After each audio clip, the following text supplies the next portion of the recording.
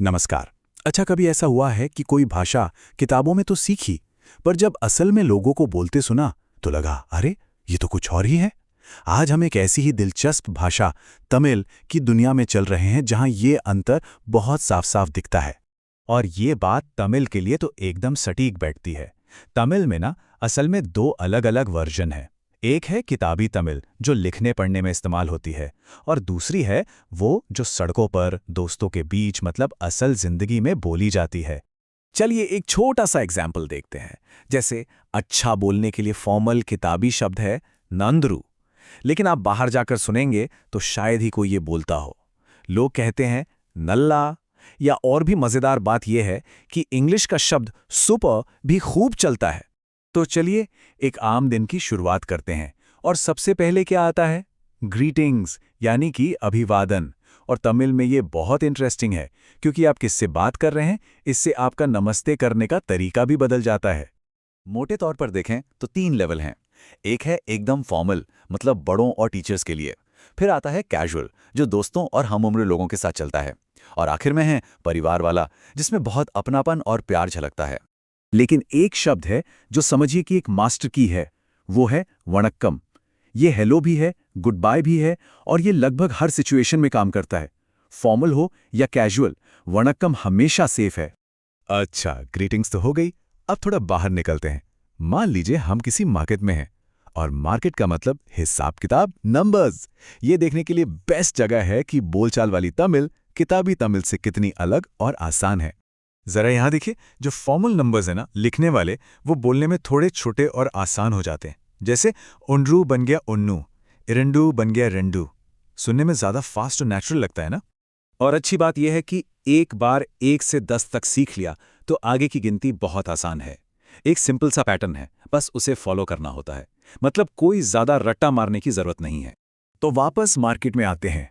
कुछ पसंद आ गया, अब उसका दाम पूछना है। बस एक सिंपल सा सवाल है, इदू एवड़वू, मतलब ये कितने का है। बस इतना ही।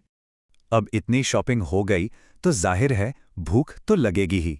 तो चलिए अब किसी रेस्टोरेंट में चलते हैं और देखते हैं कि खाने पीने से जुड़े कुछ जरूरी फ्रेजेस क्या हैं। तो रेस्टोरेंट में बैठे हैं, सबसे पहले क्या चाहिए? मेन्यू। तो बस पोलाइटली पूछना है, मेन्यू पार्कलामा। इसका मतलब है क्या मेन्यू देख सकते हैं? सिंपल। और मान लीजिए मेन्यू देखकर कंफ्यूजन हो रहा है कि क्या ऑर्डर करें, तो बस वेटर से पूछ सकते हैं, नींग इन्ना रेकमेंड पंड्रिंग। अब यहां ध्यान दीजिए, रेकमेंड ये तो इंग्लिश का शब्द है, और यहीं से एक बहुत ही इंटरेस्टिंग चीज शुरू होती है। तमिल और इंग्लिश का ये जो मिक्सचर है ना, इसे एक नाम भी दिया गया है, टैंग्लिश। और ये आज की बोलचाल वाली तमिल का एक बहुत बड़ा, एक बहुत जरूरी हिस्सा है। चलिए इसके कुछ और मजेदार उदाहरण देखते हैं। ये एक क्लासिक एग्जाम्पल है। किताबी तमिल में छोटा के लिए शब्द है सिरिये, लेकिन सच पूछें तो बोलचाल में कोई भी ये यूज नहीं करता।